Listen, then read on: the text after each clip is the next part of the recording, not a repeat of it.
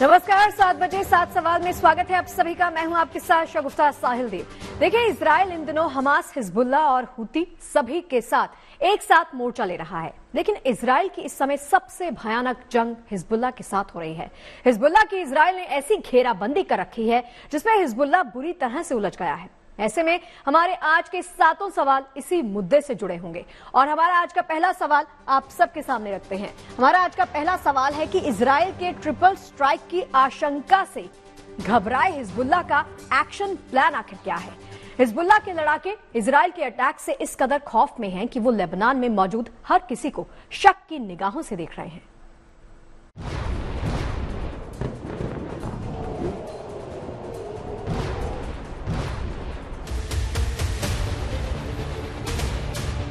Hezbollah की 3 तरफा घेराबंदी, जमीन हवा के बाद समंदर से प्रहार, आईडीएफ के चक्रव्यूह में फंसा हिजबुल्लाह, धुआंधार हमलों से दहशत में लड़ाके। इजरायली सेना के धुआंधार अटैक ने हिजबुल्लाह लड़ाकों की कमर तोड़ दी है। बम बरसात इजरायली एयरफोर्स के विमानों से छुपने के लिए हिजबुल्लाह के लड़ाके जमीन के अंदर बंकरों में पनाह ले रहे हैं, लेकिन बंकर बस्टर बमों से उनके ठिकानों को नेस्तनाबूद किया जा रहा है। दक्षिणी लेबनान के जिन गांवों को हिजबुल्लाह का गढ़ माना गया है, वहां खौफ का आलम ये बना हुआ है कि किसी को प्रवेश की इजाजत नहीं। हिजबुल्लाह के लड़ाके इस डर से मीडिया को भी उन इलाकों में एंट्री इसलिए नहीं दे रहे क्योंकि उन्हें आशंका है कि इससे उनकी मूवमेंट को इजरायली फौज ट्रैक कर सकती है। यहाँ से कुछ किलोमीटर पीछे इजराइल की सीमा है और जैसे ही सफरान के पास हम एक गांव में पहुंचे जो कि एक हिजबुल्लाह का गढ़ है, वहां हमें रोका गया। ऊपर मेरे लगातार ड्रोन मंडरा रहे हैं और हमें वहां कहा गया कि जैसे ही 5 से ज्यादा लोगों की भीड़ कहीं एक जगह इकट्ठा होगी, हमला हो सकता है, इजराइल का एयर स्ट्राइक हो सकता है। इजराइल न केवल चुन चुन कर हिजबुल्लाह के ठिकानों को निशाना बना रहा है, बल्कि उन हमलों के बाद उन जगहों पर की जा रही रेस्क्यू टीमों पर भी वार कर रहा है। आईडीएफ का मकसद साफ है कि जिन ठिकानों को वो तबाह कर रहा है, वहाँ किसी भी कीमत पर दोबारा से लड़ाकों को पनाह न मिल सके। सबसे बड़ी जो चैलेंज बन रहा है हिजबुल्लाह के लिए कि जहां पर भी वो रेस्क्यू करने की कोशिश करते हैं, चाहे जो उनके घर ढहाए हो साउथ बेरूत में या फिर जो बड़े बड़े इंफ्रास्ट्रक्चर या सड़कें तबाह की जा रही हैं, जब भी वहां पर कोई रेस्क्यू टीम जाती है, भले ही उसमें हिजबुल्लाह के लोगों के साथ सरकार के भी कुछ लोग हों, उनको भी जो है इजराइल निशाना बना रही है। जमीनी और हवाई हमलों में हिजबुल्लाह को बड़ा नुकसान पहुंचाने के बाद अब इजराइल की नेवी एक्शन में आ गई है। भूमध्य सागर से हिजबुल्लाह की घेराबंदी की जा रही है। अब 3 तरह से युद्ध जो है हिजबुल्लाह के खिलाफ इजराइल ने शुरू किया है। एक पहले ही जो है वायुसेना से हवाई हमले, उसके बाद ग्राउंड इन्वेजन जो 3 दिन पहले शुरू हुआ, जहां पर आप खड़े हैं दक्षिणी लेबनान में, और अब नेवी जो है इजराइल की वो बना रही है प्लान। लेबनान का लगभग 150 किलोमीटर का इलाका भूमध्य सागर से सटा हुआ है और इजराइल की नेवी ने मछुआरों और स्थानीय लोगों को समंदर से दूर रहने की हिदायत दी है। हमारे संवाददाता आशुतोष मिश्रा समंदर में उस जगह का जायजा लेने के लिए पहुंचे जहां तनाव चरम पर है।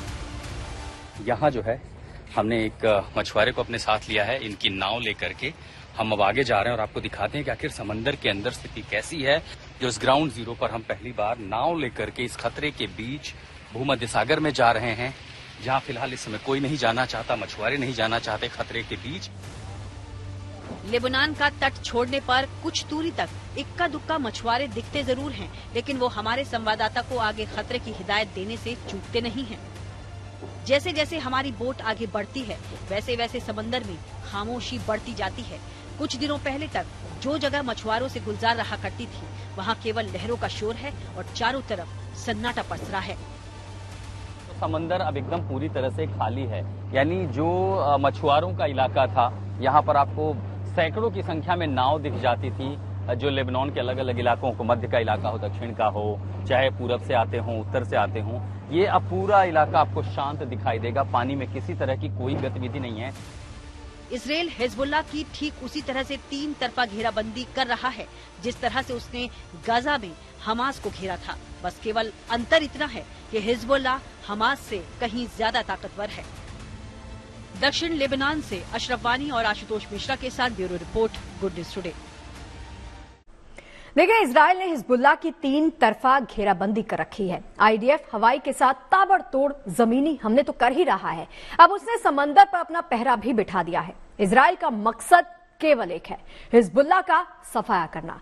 ऐसे में हमारा दूसरा सवाल इसी के साथ जुड़ा हुआ है और दूसरा सवाल आपके सामने रखते हैं, वो ये कि 3 तरफ से हमला कर हिजबुल्लाह को घुटनों पर लाने में कामयाबी मिलेगी? हिजबुल्लाह का सफाया इतना आसान नहीं। इतने नुकसान होने के बाद भी हिजबुल्लाह कई जगहों से इजराइल पर अब भी हमला करने में सक्षम है। हिजबुल्लाह की ताकत के बारे में बात कर रहे हैं वॉर जोन में मौजूद हमारे संवाददाता अशरफ वानी। हिजबुल्लाह भी कोई कमी नहीं अपने हमलों में कर रहा है। लगातार पिछले 4 दिन से, जब से ग्राउंड इन्वेजन शुरू हुआ है, हर रोज 100 से 200 के बीच हिजबुल्लाह की तरफ से रॉकेट उत्तरी इजराइल में दागे जा रहे हैं और उनसे नुकसान भी हो रहा है। हिजबुल्लाह का दावा है कि हमने इजराइल की स्पेशल फोर्सेस के 7 सैनिक जो हैं वो मारे हैं और दर्जन भर जो है घायल किए हैं। अब किसके दावे में कितनी हकीकत है वो आने वाले वक्त में पता चल जाएगा। लेबनान का एक बड़ा सिरा भूमध्य सागर से जुड़ा हुआ है और यहां रहने वाले लाखों लोगों के लिए यह समंदर लाइफ लाइन के समान है। लेकिन इस समंदर के सहारे अपनी रोजी रोटी का इंतजाम करने वाले मछुआरों के सामने अब एक बड़ा संकट सामने आ गया है। ऐसे में हमारा तीसरा सवाल आप सबके सामने रखते हैं और तीसरा सवाल यही है कि इजराइल की चेतावनी ने क्यों बढ़ाई लेबनान के मछुआरों की मुश्किलें। इजराइल की नेवी ने समुद्र में जाने वाले लेबनान के मछुआरों को चेतावनी देते हुए समंदर से दूर रहने के लिए कहा। इजराइल की धमकी के बाद पूरे समुद्री तट पर सन्नाटा पसर गया है।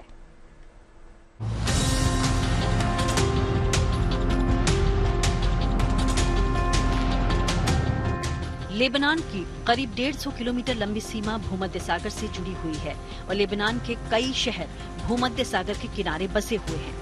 इन्हीं शहरों में से एक है सैदा।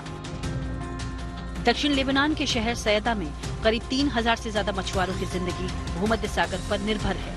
लेकिन अब इन मछुआरों के सामने रोजी रोटी का संकट खड़ा हो गया है। समंदर के इन किनारों की हर सुबह मछुआरों की हलचल के साथ होती थी। यहाँ से हजारों मछुआरे समंदर में मछली पकड़ने के लिए जाते थे। लेकिन जब से इजराइल की नेवी ने समंदर के रास्ते हिजबुल्लाह के खिलाफ ऑपरेशन का प्लान बनाया है, तब से मछुआरों के समंदर में जाने पर पाबंदी लगा दी गई है। अब्दुल्ला उन 500 मछुआरों में से 2 मछुआरे हैं जिनकी रोजी रोटी निर्भर है इस समंदर पर। लेकिन 2 दिन से इन्हें इस समंदर के बीच जाने की इजाजत नहीं है। इजराइल की नेवी ने लेबनान के मछुआरों को समंदर से दूर रहने की चेतावनी देते हुए कहा है कि अगर वो समंदर में जाने का फैसला लेते हैं तो वो अपने खतरे यानी अपनी जिम्मेदारी पर ही ऐसा करें, क्योंकि इजराइल कभी भी इस रास्ते के जरिए हिजबुल्लाह पर हमला कर सकता है। इजराइल ने हवाई हमलों और जमीनी हमलों के बाद अब लेबनान पर समंदर के रास्ते से भी जो है हमला करने की तैयारी की है। 50 किलोमीटर के इस इलाके में ना ही मछुआरे मेडिटेरियन सी में जा सकते हैं। इजराइल की चेतावनी के बाद समंदर में सन्नाटा पसरा है और इस खामोशी को चीर रही है केवल लहरों की आवाज। इजरायली सेना के इस फरमान के बाद मछुआरों ने समंदर से दूरी बना ली है, लेकिन उन्हें अब अपनी रोजी रोटी की चिंता सता रही है। हमें लेबनानी सेना ने सोमवार से मछली पकड़ने के लिए नहीं जाने के लिए कहा था, लेकिन हम गए। लेकिन इजरायली सैनिक नौकाओं ने हमें पीछे धकेल दिया। उन्होंने हमें धमकी दी है कि अगर दोबारा पानी में दिखाई दिए तो हमें गोली मार दी जाएगी। हमारे पास मछली पकड़ने के अलावा कोई काम नहीं है। ऐसे में हमारा गुजारा कैसे होगा? दरअसल जमीन और हवाई हमलों के बाद इजरायली सैनिकों ने हिजबुल्लाह को नेस्तनाबूद करने के लिए समंदर का भी सहारा लेने का फैसला किया है। लिहाजा लेबनान के लोगों को समंदर से दूर रहने के लिए चेतावनी जारी की गई है। लेकिन इजराइल की इस चेतावनी के बाद मछुआरों के सामने भूखों मरने की नौबत आ गई है। हमारे घरों और कस्बों पर बमबारी करने के बाद आईडीएफ ने हमारी रोजी रोटी को भी छीन लिया है। उन्होंने चेतावनी देते हुए कहा है कि वे हमारी नावों पर भी बमबारी करेंगे। कहावत है कि गेहूं के साथ साथ घुन भी पिस जाता है। लेबनान में भी यही हो रहा है। इजराइल के हमलों से हिजबुल्लाह के लड़ाके तो मारे जा ही रहे हैं, मगर इन हमलों से लेबनान के बेकसूर के सामने भी जानमाल का संकट खड़ा हो गया है। लेबनान के ये मछुआरे पिछले कई दिन से सिर्फ अपनी नावों की या तो मरम्मत कर रहे हैं, लेकिन उन्हें ये अभी पता नहीं है कि अगली बार किस दिन वो दोबारा इस समंदर के भीतर जाकर मछलियां पकड़ेंगे। और जिस तरह के हालात यहाँ बने हुए हैं, उसको देखते हुए लेबनान के आम लोगों को फिलहाल राहत मिलने की गुंजाइश नहीं है। दक्षिण लेबनान के सैयदा से अशरफ वानी के साथ bureau report, good news today. जंग से जूझ रहे लेबनान में बड़े पैमाने पर पलायन हो रहा है, लेकिन लाखों लोग ऐसे हैं जो चाहकर भी देश छोड़ नहीं पा रहे। ऐसा इसलिए है क्योंकि लेबनान में केवल एक एयरलाइंस ऑपरेट कर रही है और वो लोगों की जरूरत के मुकाबले उसकी सेवाएं सीमित है। ऐसे में हमारा चौथा सवाल इसी के इर्द गिर्द घूम रहा है और चौथा सवाल ये है कि जंग में फंसे लोगों को लेबनान से निकालने के लिए क्या उपाय किए गए हैं। अब देखिए, लेबनान से लोगों को निकालने के लिए शिप्स का इंतजाम किया गया है। ज्यादा जानकारी दे रहे हैं बेरूत में मौजूद हमारे संवाददाता अशरफ वानी। पिछले कई दिनों से, खासतौर से अगर कहे तो पिछले एक महीने से जिस अंदाज से लेबनान और इजराइल के बीच में युद्ध बढ़ रहा है, उस बीच हजारों की तादाद में लोग लेबनान छोड़ के चले जा रहे हैं, चाहे वो फिर यहाँ के निवासी हो या फिर यहाँ पर दूसरे देशों से काम करने वाले लोग। इस बीच जो एयरलाइंस है, अधिकतर एयरलाइंस ने, यहाँ तक कि सभी एयरलाइंस ने जो है उड़ानें रद्द कर दी हैं बेरूत के लिए। सिर्फ मिडिल ईस्ट एयरलाइन, जो कि लेबनान की अपनी एयरलाइन है, वो यहाँ पर ऑपरेट कर रही है और वो यहाँ से निकलने वाले लोगों के लिए जो है पूरी नहीं कर पा रही है ज़रूरत। यही कारण है कि अब पहली बार लेबनान के लोगों को लेबनान से निकालने के लिए या फिर यहाँ पर जो बाकी देशों के लोग हैं उनको निकालने के लिए जहाज को भी सेवा में लाया गया है। हिजबुल्लाह पर हो रहे घातक हमलों के बीच में हिजबुल्लाह के लड़ाके भी इजराइल पर रॉकेट से हमला कर रहे हैं। इसके अलावा हमास और हुती लड़ाकों की मिसाइल भी इजरायली शहरों को निशाना बनाकर दागी जा रही हैं। ऐसे में इजराइल में रहने वाले लोग भी खतरे में हैं। इन्हीं खतरों के बीच इजराइल में कई भारतीय भी रह रहे हैं। ऐसे में हमारा पांचवा सवाल यही है और पांचवा सवाल ये कि जंग के बीच इजराइल में किस हाल में रह रहे हैं भारतीय लोग। इजराइल में रह रहे एक ऐसे ही भारतीय फिजियोथेरेपिस्ट से हमारे सहयोगी गौरव सावंत ने बातचीत की है, सुनाते हैं आपको।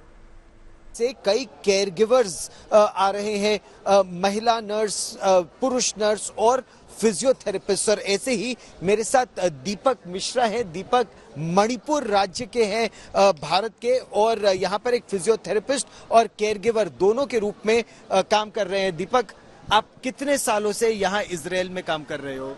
एक्चुअली मैं 5 साल से यहाँ पे काम कर रहा हूँ और इजराइल काफ़ी अच्छे देश है यहाँ पे, और शांति का माहौल चाहते हैं हम लोग यहाँ पे। बहुत सारे लोग हैं यहाँ पे इजराइल पे, भारत के, नेपाल के, अदर कंट्रीज़ के सारे लोग हैं यहाँ पे, ऐसे केयर गिवर, ऐसे नर्स सेक्टर्स, ऐसे स्टूडेंट। सबसे पहले तो यहाँ पे एक अलार्म बजता है, उसमें हमें सतर्क रहना होता है और जल्द से जल्द हमें शेल्टर की तरफ भाग के उस तरफ अपने सेफ और चाहे अपने साथ जो भी है उनको भी सेफ इलाकों में लेके जाना है। देखिए, ईरान के इजराइल पर हुए हमले के बाद पहली बार इजराइल के प्रधानमंत्री बेंजामिन नेतन्याहू और अमेरिकी राष्ट्रपति जो बाइडेन के बीच फोन पर करीब आधे घंटे बातचीत हुई। ये बातचीत इसीलिए महत्वपूर्ण हो जाती है क्योंकि इजराइल ने ईरान पर पलटवार की चेतावनी दी है। ऐसे में हमारा छठा सवाल आप सबके सामने रखते हैं और छठा सवाल यही है कि नेतन्याहू बाइडेन के बीच चर्चा के बाद ईरान पर इजराइल ने हमले की धमकी क्यों दी।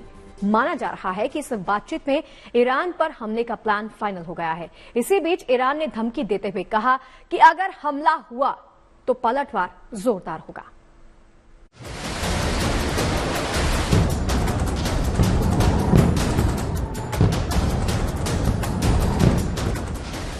ईरान की चौतरफा घेराबंदी की तैयारी।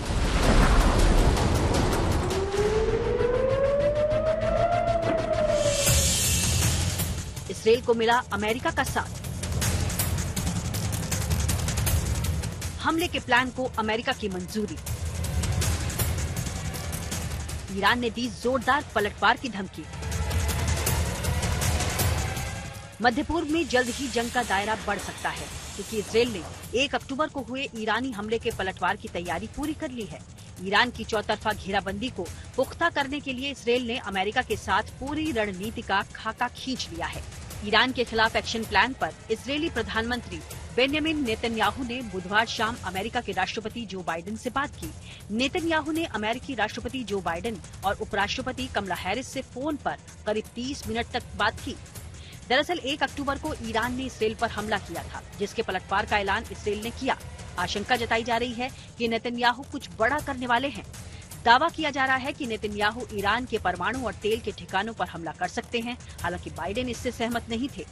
बाइडेन नहीं चाहते हैं कि मध्य पूर्व में महायुद्ध भड़क जाए, क्योंकि ईरान ने भी पलटवार की चेतावनी दी हुई है।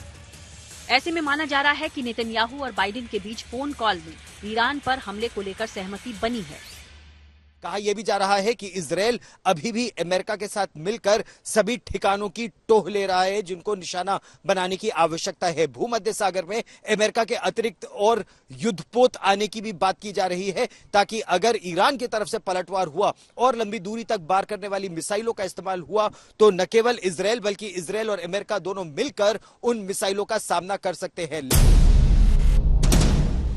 इजराइल ईरान के खिलाफ क्या कार्रवाई करेगा ये तो अभी साफ नहीं है, लेकिन इस बीच इजराइल के रक्षा मंत्री योव गैलेंट ने साफ कर दिया कि ईरान पर जब भी हमला होगा वो घातक और चौंकाने वाला होगा। וישלם מחיר, התקיפה שלנו תהיה קטלנית, מדויקת ובעיקר מפתיעה. הם לא יבינו מה קרה ואיך קרה, הם יראו את התוצאות. इसराइल के आक्रामक रुख के बाद ईरान ने भी साफ साफ कह दिया कि अगर इसराइल ने कोई हरकत की तो उसकी भारी कीमत इसराइल को चुकानी पड़ेगी। ईरानी सेना के चीफ ने इसराइल को चेतावनी देते हुए कहा कि अगर इसराइल एक ठिकाने पर वार करेगा तो ईरान दर्जनों ठिकाने पर पलटवार करने से नहीं हिचकेगा। القاءات برخی و فضاسازی‌ها و ایجاد رعب توسط رسانه‌های استکباری جنگی در کار نیست. این رو یقین داشته باشید. امکان داره برای اینکه یه ذره موقعیت خودش رو حفظ کنه مثلا بخواد یه نقطه رو بزنه. من الان اینجا دارم عرض میکنم इसराइल ने अगर ईरान पर हमले का विकल्प चुना तो ईरान के पलटवार को रोकना मुश्किल हो जाएगा, और अगर ऐसा हुआ तो पूरा मध्य पूर्व जंग की आग में झुलसने लगेगा और उसकी तपिश पूरी दुनिया में महसूस की जाएगी। इसराइल के हाइफा से गौरव सावंत और लेबनान के बेरूत से अशरफ वानी के साथ bureau report, good news today. Israeli police ने खुलासा किया है कि ईरान इजरायल में बसे अरब नागरिकों को भड़का रहा है। ईरान के उकसावे पर अरब मूल के इजरायली नागरिक लगातार चाकूबाजी आतंकी घटनाओं को अंजाम दे रहे हैं। ऐसे में हमारा आज का 7वां और अंतिम सवाल भी आपके सामने रखते हैं, और वो ये है कि जंग के बीच इजरायल के लिए आंतरिक सुरक्षा कितनी बड़ी चुनौती है। अब देखिए, इजरायली पुलिस के प्रवक्ता ने डीन एल्स्टून ने ईरान पर गंभीर आरोप लगाया है, क्योंकि ईरान ने जिस दिन इजरायल पर हमला किया था उस दिन इजरायल के जाफा में 2 हथियारबंद आतंकियों ने 6 लोगों की हत्या कर दी थी। इसके अलावा 6 अक्टूबर को इजरायल के बीर शेबा बस स्टेशन पर अरब मूल के इजरायली नागरिक ने चाकूबाजी में इजरायली सेना के अधिकारी को मार डाला था। वहीं 9 अक्टूबर को हडेरा में अरब मूल के एक और नागरिक ने कुल्हाड़ी और चाकू से हमला कर 6 लोगों को जख्मी कर दिया, जिसमें 2 की हालत गंभीर बनी हुई है।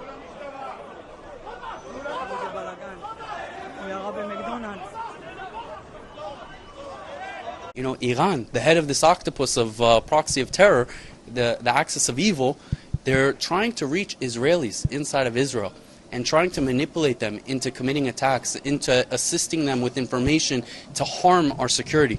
The Israel police is also arresting those people who are involved, whether knowingly or not knowingly. We have an eye on these, and we're doing everything possible, things that the public don't even know, to defend our civilians. और चलिए 7 बजे 7 सवाल में फिलहाल के लिए इतना ही, लेकिन देश और दुनिया की तमाम अच्छी और सच्ची खबरें लगातार जारी हैं। आप देखते रहिए GNT। नमस्कार।